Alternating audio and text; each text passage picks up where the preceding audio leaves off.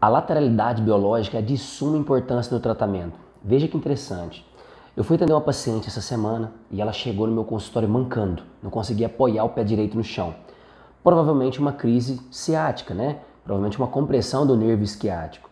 E aí quando ela chegou no consultório, ela começou a falar em relação à mãe dela, estava tendo um monte de problema, que a mãe dela teve um traumatismo craniano, é uma pessoa muito atleta, faz um monte de atividades físicas, faz corrida, maratona, um monte de atividades. E aí ela teve uma queda, bateu a cabeça, ficou em coma, ficou ali muito tempo passando mal e conseguiu sair do hospital. E aí eu, ouvindo tudo aquilo ali, vi que era importante para ela desabafar e comentar sobre esse caso. E ela, quando ela terminou o relato dela, eu virei e falei assim, beleza, só que o seu problema, a sua dor, não tem nada a ver com a sua mãe e nem com filhos. Sua dor tem uma relação com pai, parceiros e a vida social. Porque eu fiz o teste com ela da lateralidade biológica, que não é simplesmente você é direito, escreve com a direita, chuta com a direita, significa que você é destro. Não. Existem testes específicos para você saber se a pessoa ela é destra ou canhota a nível de hemisfério cerebral. O que significa isso? Durante um estresse específico, durante uma situação estressante, pessoas destras ou canhotas, elas se comportam de forma diferente. E isso a gente está falando de hemisfério cerebral, direito e esquerdo. E quando eu abordei isso para ela, eu falei assim, olha, seu problema não é com a sua mãe. Né? Na verdade, não é com sua mãe nem com o filho. Seu problema está relacionado ao lado da parceria. Nós chamamos de território expandido. E aí pode entrar trabalho, pode ser qualquer coisa, menos mãe e filho. Aí ela olhou para mim e falou assim, e aí eu dei um detalhe importante. O sintoma que ela tinha era um sintoma de fase ativa do estresse. Ela tinha parestesia, ela tinha sintomas de alteração da sensibilidade. E isso está muito relacionado a tecidos que envolvem essa região territorial também. Tecidos que envolvem o córtex sensitivo, o córtex sensorial ou pós-sensorial, que eram os sintomas que ela estava apresentando. Então, quando eu comecei a abordar isso com ela, ela virou para mim e falou assim, nossa, Denison, minha dor começou na segunda-feira e foi logo depois de uma discussão que eu tive com meu pai. E aí ela falou assim, eu fiquei com muita raiva, eu fiquei bravo. Eu falei assim, não foi isso que o seu corpo está me mostrando. O que ele está me mostrando é que você vivenciou um conflito de separação e contato, que é o desejo de me separar de algo ou alguém, ou estou separado de algo ou alguém. No caso dela, ela estava vivenciando um conflito de contato com o pai. Segundo o relato dela, ela falou que o pai, como a mãe tinha acabado de sair do hospital, o pai, por conta própria, decidiu retirar alguns medicamentos. E já é um senhor de 80 e poucos anos. E ela falou assim, pai, não pode, aquela coisa toda, e começou a discutir com o pai. E ela nunca discute com o pai. Então, isso foi o DHS para ela. Esse foi o conflito biológico. Foi ter que discutir com um pai de 80 e poucos anos, sendo que ela ama o pai dela. E ela não queria ter esse atrito com o pai. Então, quando você vivencia um conflito de contato e separação, você acaba vivenciando ativações do córtex sensitivo ou pós-sensitivo. No caso dela, quando você ativa regiões do periósteo, que era a dor dela, que é controlado pelo córtex pós-sensorial ou pós-sensitivo, ela acaba gerando o sintoma durante o estresse. Nós falamos que é uma dor durante a fase ativa, ou seja, essa paciente estava vivenciando um estresse relacionado ao pai ainda, de contato e separação. Só que existe uma nuance muito interessante.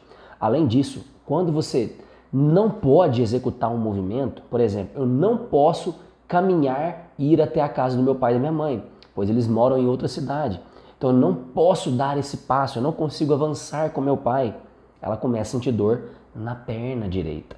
Então, são algumas nuances importantes para a gente tratar o paciente.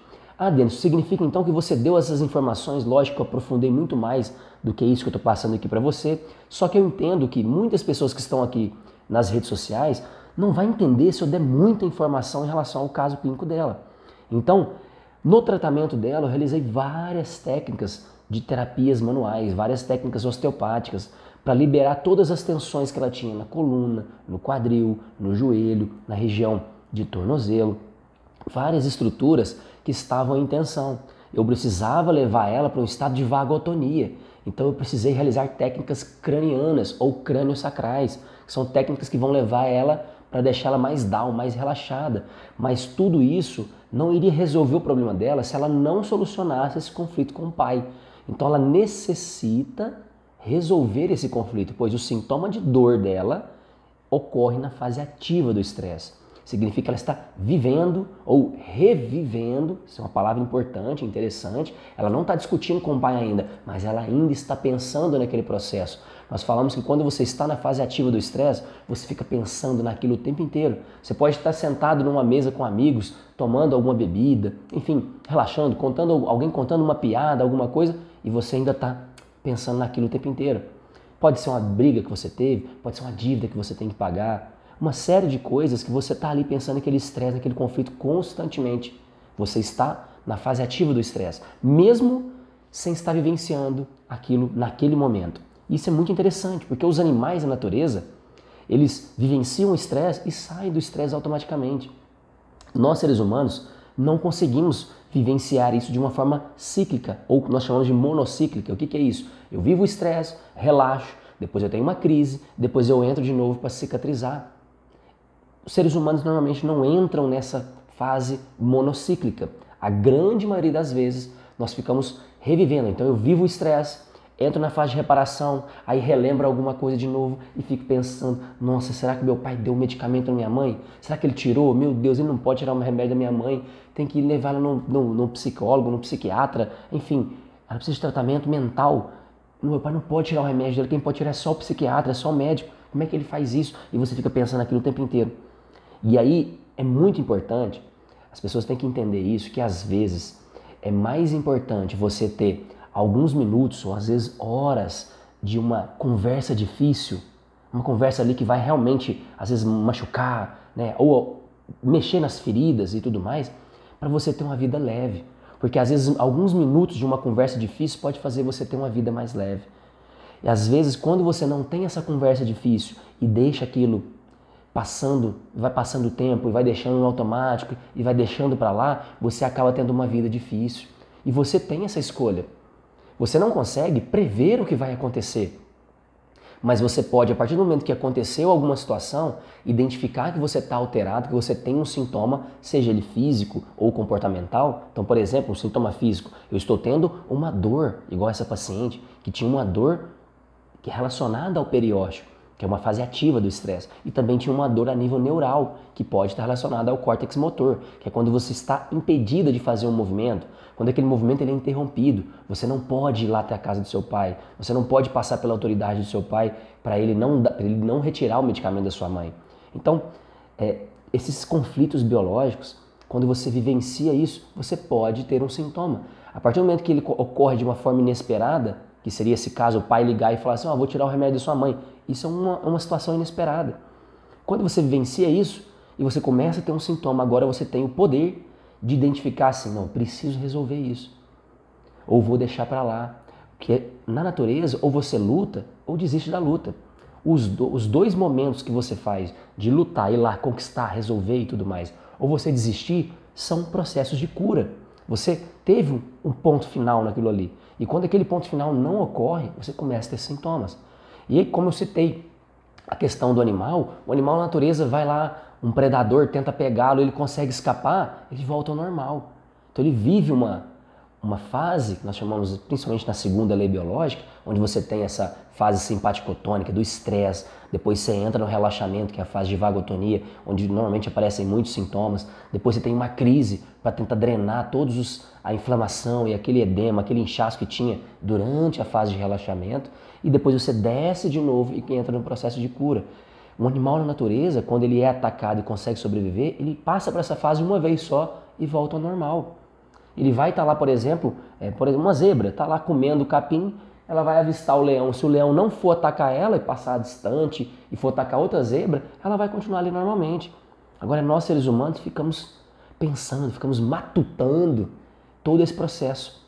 E quando nós ficamos ali pensando e pensando e pensando, estamos revivendo o estresse como se estivesse ocorrendo naquele momento, quando o pai dela ligou e falou que ia tirar o remédio da mãe. Então você acaba estando na fase ativa do estresse. Você está revivendo, relembrando esse estresse. E tudo isso faz você ter sintomas como os dela.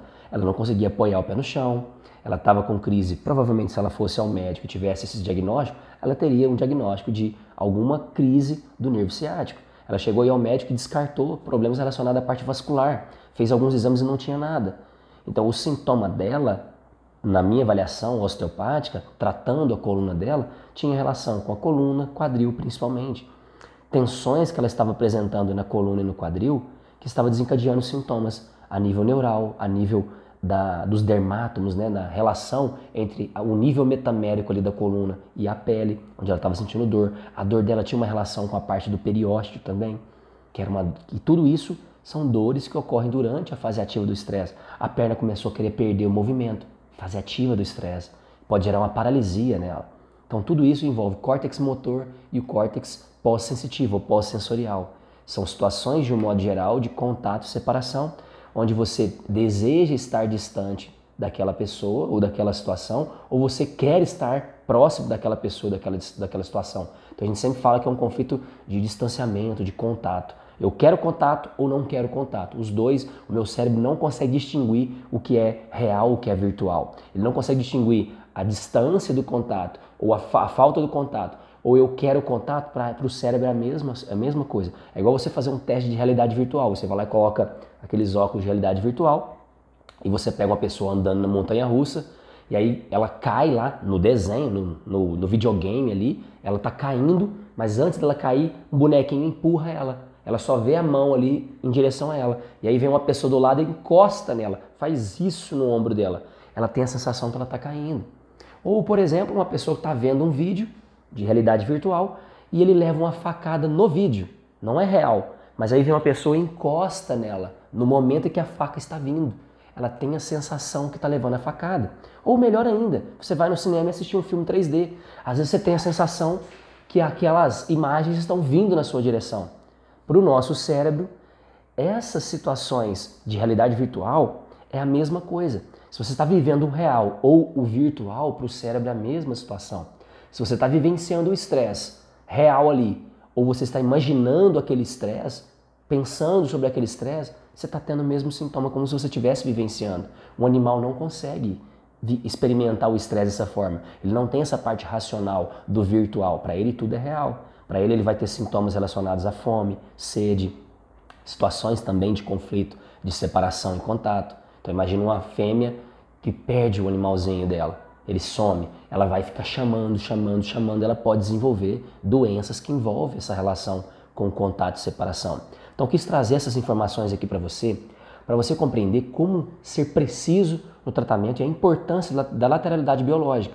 Porque se eu fosse só no que ela estava me falando, eu poderia pensar em sintomas de impotência e desvalorização de um modo geral, inferioridade, inaptidão, que ia ativar o sistema músculo-esquelético. Porém, o sintoma dela era nervo. Porém, o sintoma dela tinha relação com fase ativa do estresse.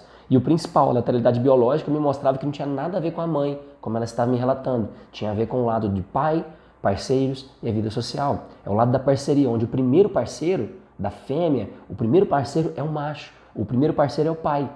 Então, todo esse lado da parceria, ele vai envolver o pai. Depois os parceiros, pode ser um sócio, pode ser um tio, pode ser um primo, pode ser problemas no trabalho, problemas na escola, qualquer coisa. Só não pode ser mãe e filho. Então, essa nuance que envolve a lateralidade biológica é muito importante para você ser preciso no tratamento e, de fato, gerar resultados para os seus pacientes. Então, nessa paciente, o que a gente fez de tratamento? Ela entrou mancando, não conseguia apoiar o pé no chão e saiu andando, ainda levemente mancando. Hoje está bem melhor, mas o mais importante é que essa paciente, eu dei a informação precisa para ela resolver o problema com o pai de forma real e fiz todo um trabalho de liberar todas as tensões que estavam desencadeando as pressões em cima desses nervos, que ela tinha repercussão, e também levar ela para o estado de vagotonia, então com técnicas para ela relaxar. Então isso é muito importante, mas sem a informação precisa para ela solucionar com o pai, provavelmente se ela não resolver isso, ela vai continuar revivendo e revivendo e vai ativar de novo e vai ter compressão na coluna e pode isso se tornar algo crônico e gerar um desgaste e gerar uma hérnia de disco e gerar um problema mais sério a nível neural, pode ter paralisias, ela pode ter um monte de repercussões.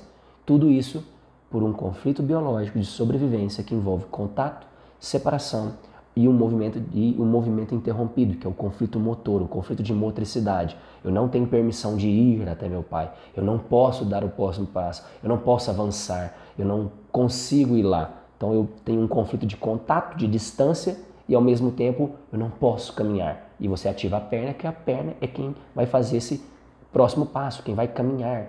Então todas as vezes que você vive conflitos que envolvem a região, você vai trazer essas informações do córtex motor, do córtex pós-sensorial, junto com a informação da região local. Ou seja, se é perna, vai ter relação com caminhar, progredir, avançar, dançar, movimentar, correr. Uma pessoa que não consegue correr, ela pode ter mais dor ainda, porque ela começa a reviver aquilo. Então eu sinto um sintoma e agora eu não consigo andar, ou não posso andar, eu estou presa, eu não consigo dar o próximo passo, eu estou preso no relacionamento, eu estou preso na minha casa, eu estou em isolamento. Tudo isso vai potencializando os sintomas. Espero que eu possa ter te ajudado de alguma forma aqui com esse conteúdo. Se você gostou, deixa um comentário aqui pra gente, é muito importante, tanto para as redes sociais de um modo geral, mostrar cada vez mais esse conteúdo para outras pessoas que precisam conhecer um pouco mais da interpretação biológica e ajudar os seus pacientes de forma mais efetiva. Se você puder ainda, compartilhe com outras pessoas ou marque aqui nos comentários alguém que você acha que realmente precisa ouvir sobre esse tratamento, que vai conseguir ajudar outros pacientes. Espero então que você tenha gostado e um forte abraço.